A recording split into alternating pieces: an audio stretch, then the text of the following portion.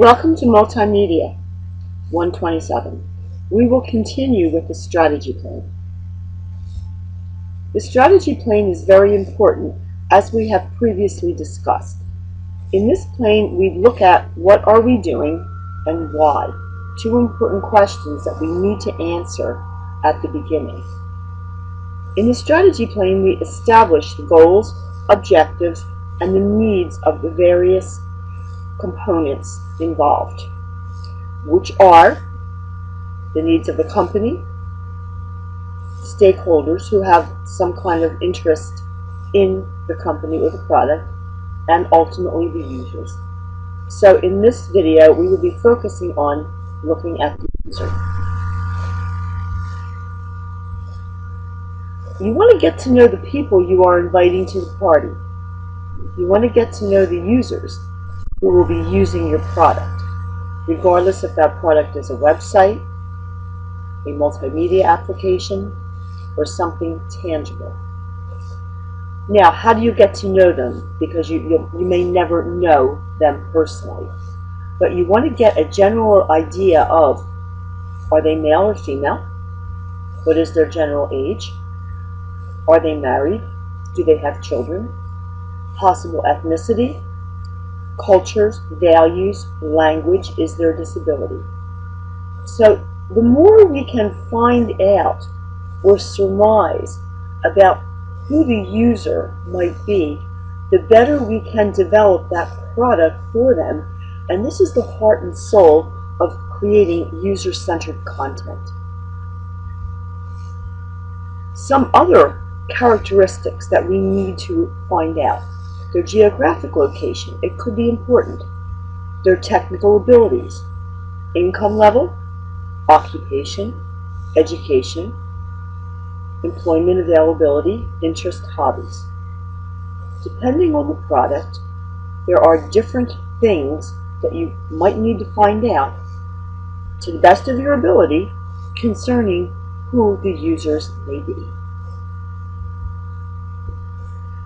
The users can be very unique and diverse. You might have several different profiles. Or, and in that case, you want to group them by common characteristics.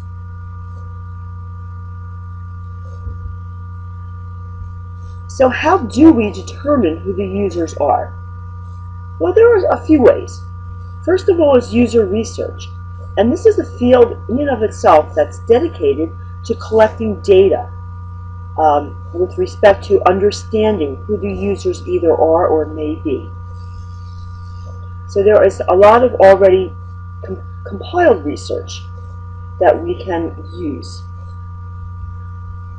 There are surveys that a business may already have or that you could possibly launch in the form of forms, phones, or in person. Sometimes we interview potential users in their environment or in a different environment. Companies will build focus groups, and these are essentially groups of existing employees or related individuals where they might discuss things together concerning who we might think the users might be.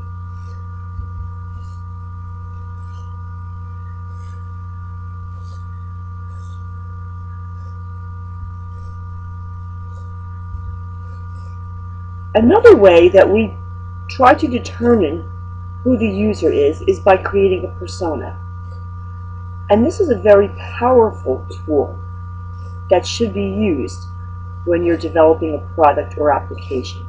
A persona creates a realistic representation of a user, and you generally create several personas to represent the different typical users that you tend to think may be in your population. Also, scenarios or use cases. You would create them. You would create them to describe the context in which the user would be using the product. So there would be little scenarios in which the user would be doing something, and by describing that, it gives you more information as to how the user might possibly act. And this is really important because it helps us to determine what problems the user could have when using the product. It could be something as simple as sending an email message on the phone. This would be a scenario, and you would try to enact how would the user do that, and if that could lead to some uncovering of some potential problems. So we want to predict behavior usage, behavior patterns of the possible users. We want to look at the goals and motivation that a user may have for using a product or service. And all of this influences the design of the product, thereby making it more user-friendly. We need to actually establish empathy and understanding of the person using the product or application or service. And this is why we develop several personas, and we look at those personas as if they are actually real users.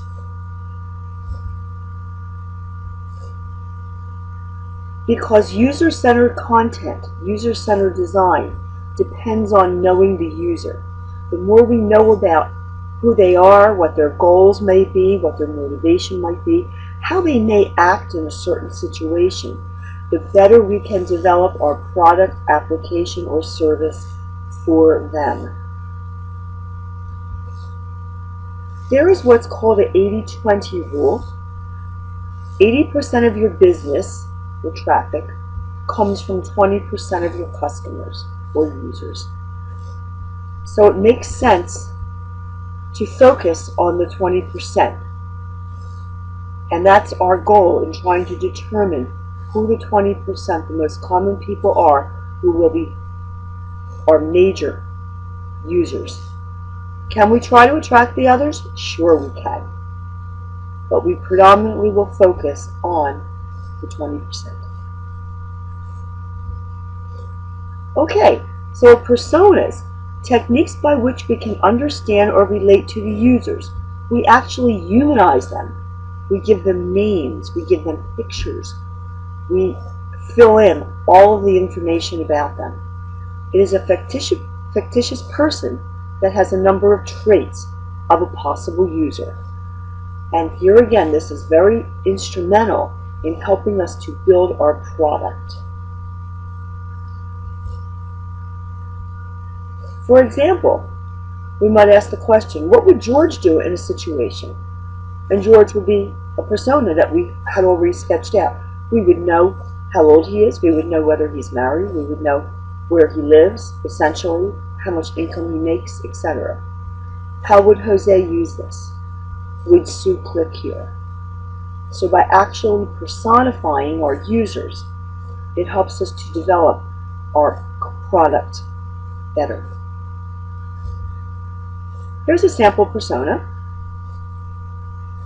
Janet. A little bit about Janet.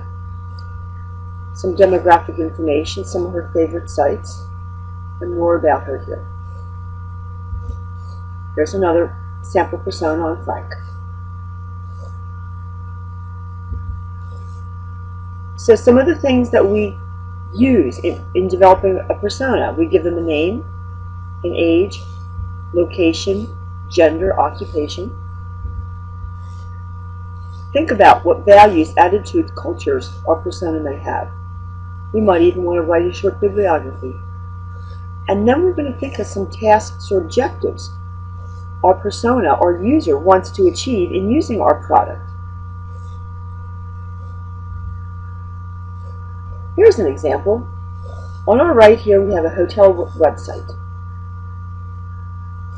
Who would be the potential users who are going to this hotel? So if you were going to build a website for a hotel, you need to determine who are your users going to be. All right, let's start brainstorming. Well, they could be business travels. They could be casual travelers, like on vacation. Conference organizers, people who are going to be organizing conferences. We might have disabled travelers. We might have travelers with pets. We might have travelers who are coming to the city for a special event. These are all potential users. We might want to put a persona for all of these different situations. Because if we're going to build a website, we need to determine who the website is going to be for. How are these people going to be using it? Why are they going to be going to the website? What will they be looking for? So we determine the users that we're going to target. We build the site based on their needs, based on their goals. The traveler with pets is going to be looking at different things than the person who's thinking of organizing a conference. We build the site on their needs, but we also need to keep the business goals in mind. And that is what we looked at in the first video for this week. The hotel has their own goals and objectives and needs. So do the users. Okay, after we find out who the users are and what their needs are, then we're going to determine or create some scenarios under which they will be interacting with the product. So a use scenario is a story or narrative that is used to help you explore the different tasks and interactions required for your product design. So it's very important to start thinking about how would the user be acting with my product. To begin, the user would have a goal and a motivation for using the product. We would think of a task, specific task that might need to be accomplished, and we would describe some of the possible interactions that might occur. Here again, searching for a store close to where the user lives. What tasks would they be involved with in order to accomplish that goal? So use scenarios provide an understanding about what the user might want to do and how they might want to do it. And this helps us to develop our product by constructing the sequence of events that are necessary in our user interface of our product. And remember, product, I'm using that word, I mean website, web application, multimedia application, desktop publishing application. Okay, so a little bit more on our scenarios, also referred to as use cases. We have when, where, and how within a physical, social, and don't forget the emotional context. It all helps us to understand what features and requirements we need for the product that we are building. And that is what we will be looking at next week. So here's a situation where we would determine how the user will be interacting with the product and attempting to determine what the user will do so that we can better design the product. It helps us to sort out possible conflicts and unexpected issues so that we make sure that the product works correctly for all the different scenarios, including the scenarios where something goes wrong. We need to think about them also. What could possibly go wrong, and what can we do to prevent that?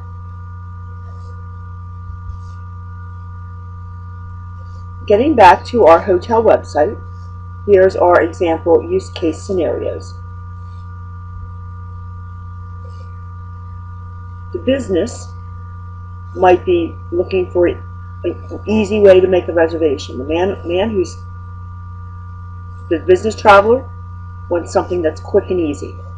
They might want a package deal that might have a rental car with it also. So they might be looking for that. That might be a scenario of what the business traveler might be looking for at the website. So we want to make sure that that's easy to find. The casual traveler or vacationer is probably more interested in the photos. They want to see the pool. They want to see the restaurants. They might want to see local attractions. That's their use case scenario. The conference organizers are interested in the room, and the person with disabilities, or possibly the person with pets, is also concerned with what types of accommodations do you have for us. Here again, people who will be in town for a special event are probably a little bit more concerned with the local attractions. So these are some examples of use case scenarios where we look at the different personas, what their goals and objectives might be in using our product, which in this case is a hotel website. And thinking that through, it helps us to develop the product that is user-centered. Now we're going to go back to our Google Developers Pizza case study. In our previous video, we looked at determining the goals. What are we building? What are our goals? And here they are. Chances are there is no one user. So we will develop several personas, which are conceptual models that represent the possible demographics and characteristics of segments of the pizza eating population. So let's talk about some possible characteristics and see which one aligns with our goals. Some people will eat anything. Now that doesn't align with our goal that much, because we had the sustainability issue. One of our goals is that we're focusing on the quality of the products.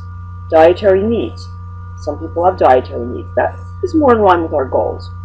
The belief that people's junk food does not line up with our goals. The belief that pizza should be healthy does. Pizza's only for when you have no time. That's not really aligning with our goals. Is worth any cost? Yes, because that aligns with our goals because we're producing a high quality product. And yes, they like automated systems. It's online, it's easy.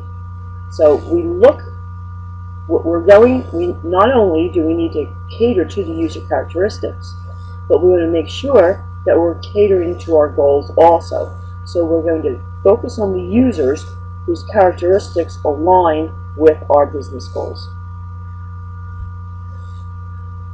This will help us to determine what features are needed based on our business goals and the user characteristics. It will also help to determine which features we are not going to use. And the bottom line, we need to keep focused throughout the whole development process.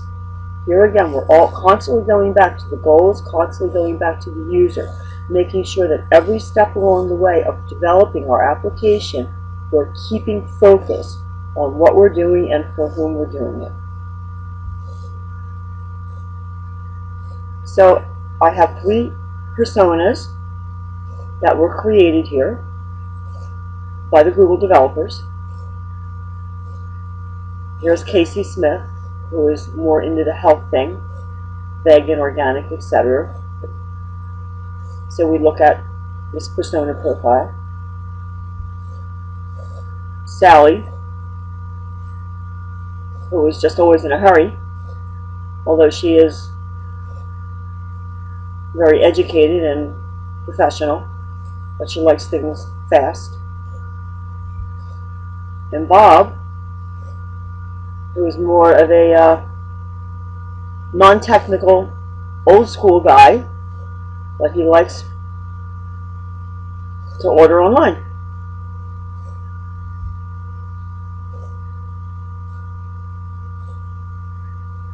So what we do is we take a look at these profiles. We look at Bob really didn't support the business goals, and therefore we focus our application on the other 2. So here's an example of some use case scenarios to help the development of our product. So we're looking at, it's dinner time and someone's at home. How would they be acting so that we make sure that our application can accommodate their needs? Another use case scenario is at a weekend dinner party. We may decide to order a pizza.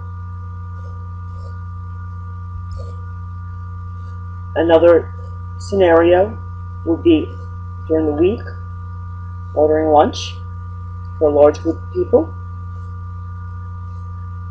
And we look at these possibilities and we determine whether we're going to use these types of scenarios to support on our product.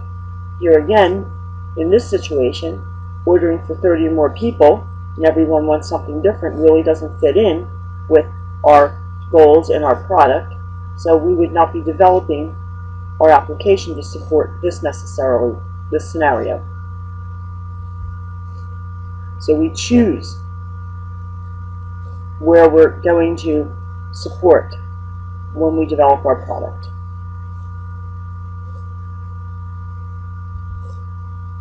Next week, we will be covering the scope claim, where we will learn about implementing the features and requirements.